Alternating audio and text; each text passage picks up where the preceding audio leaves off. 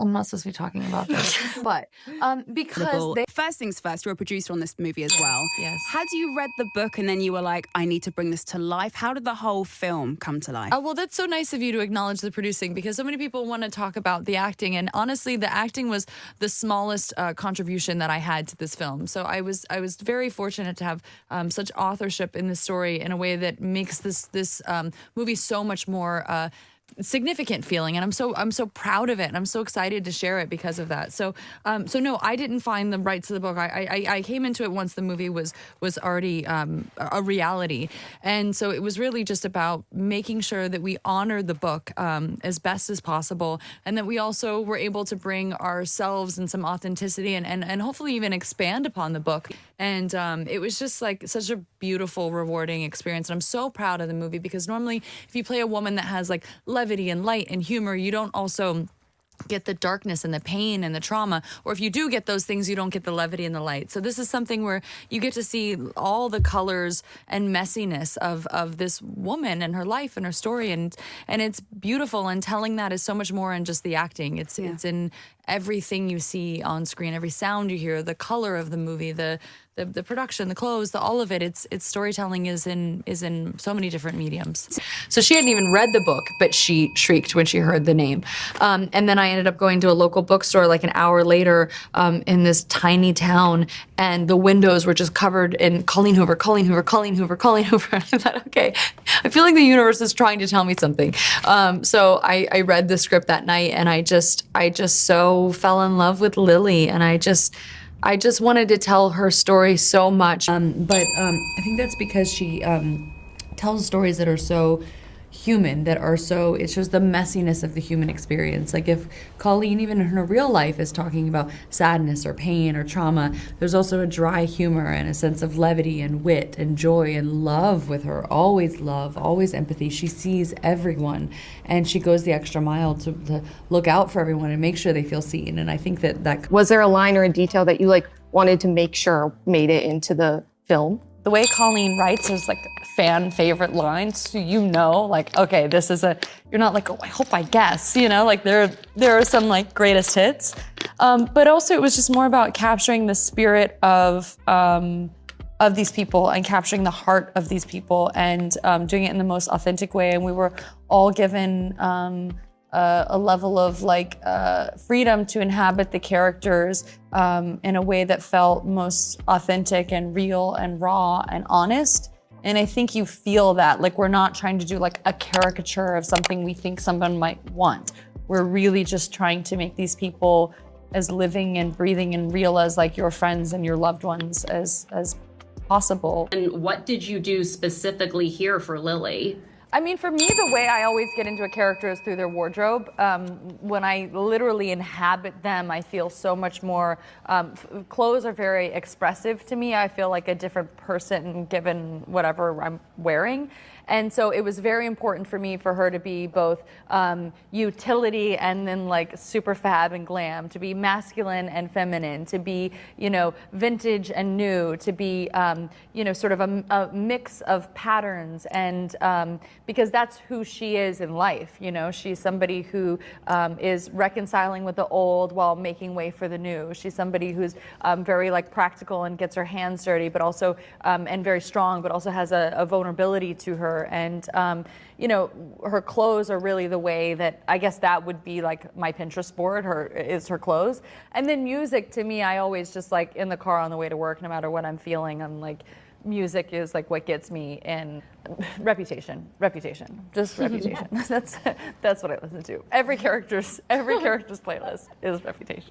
But yeah, that one. When you're like going to work and it's 5 a.m. and you gotta like go do hard things and try to do them well. Reputation is just like the best, like knowing, like connecting with your own power album, I think. For me. Yeah, absolutely. I'm just so honored to be here celebrating this movie that has meant so much to me for so long. I've lived with this character for a year and a half, and I don't just mean that Lily, I mean every character in this. You know, the work that I've done off camera, it means even more to me than the one that I did on, because it was just such a, it was a really beautiful experience. And what Colleen Hoover gave us with this book and what she gave us in the filmmaking process has really been a gift. What was the most challenging scene for you to get right? Because all of them. This whole movie, honestly, the work that I did on screen was easier than the work that I did off screen in this movie because of all that went into it.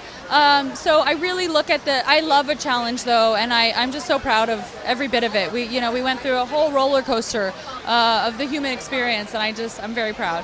Lucky to be able to be involved in so many different aspects of this movie, not just on screen. On screen is the smallest amount of work that I did in this film, to be honest.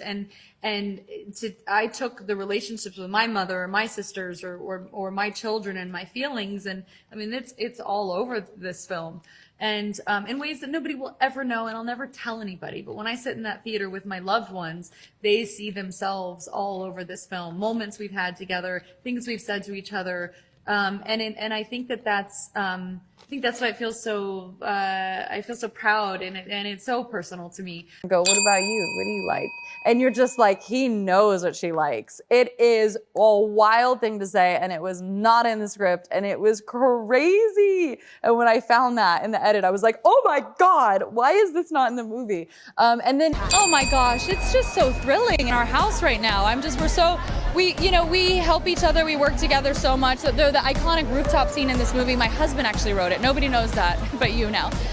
But he wrote it. He works on everything I do. I mean, he's all over this film. In another interview, you said that Ryan, actually, your husband Ryan Reynolds, wrote part of that rooftop scene. No, is that he did. true?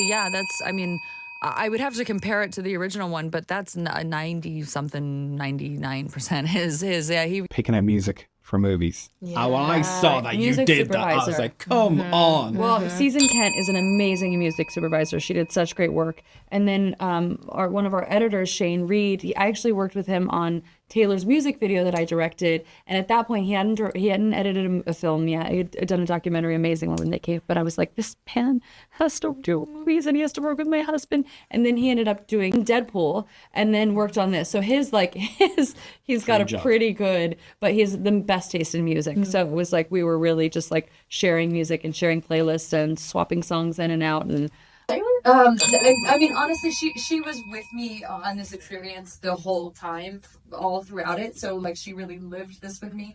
Yeah, she was, she's a person who shows up for you. Cheers, Ricochet. Everybody knows you and Taylor are best pals. So did you go to her and say, would you do something, or did she see the movie and say, please use this song? I mean, she was so perfect. She was with me throughout this whole process. So I think that, for better or worse, she was, experienced the whole thing with me. So when it came time to put this song in the movie, it was actually Sony that put it in the trailer, and we worked really closely on the trailer and went back and forth, and we were so proud of the trailer before we released it, and we hoped people liked it, and it was a big success, which was great.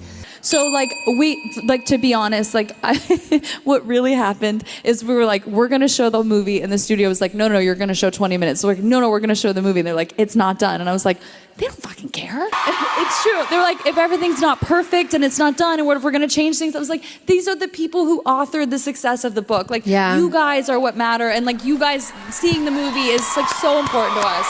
There was a special screening I know that Colleen had for some of the fans, and I remember you saying that there was this empowering female energy in the theater. Because his pants have this great, show me your booty, keep going. So he had this great Wrangler patina, and I was like, we can't put fresh patches. So I tried to dye it with Coca-Cola and tea, but that didn't work, so it wasn't looking as well, and I put shrimp sauce. It works. Needed a patina. If you smell shrimp sauce tonight, it's Brandon's ass. What else we have? Oh, the movie's not done. You want to give him the spiel about that? Yeah, the movie's not entirely done. It's almost there. It's on the 5-yard line. So he has no idea. He hasn't seen it. I haven't seen anything. No, keep telling about stuff you don't know about. Tell him about the movie. Tell him about stuff that's going to be different. Maybe. But don't hand me a microphone. I'm super shy, but if you get me on a stage and hand me a microphone, I'll just say too much. I was talking about biting a shrimp's head off a second ago. Oh no! This is so awful. I'm gonna regret all of this later. So I'm just gonna keep talking. But 2 months ago, we got to show the movie for the first time to people, to an audience, and we got to show it to about 3,000 fans in Dallas for this book event that Colleen Hoover was holding. I just can't wait for you guys to experience this. We've put everything we had into it. I mean, if Colleen has her rights, I'll go anywhere. I'll follow this woman anywhere. Y'all heard her.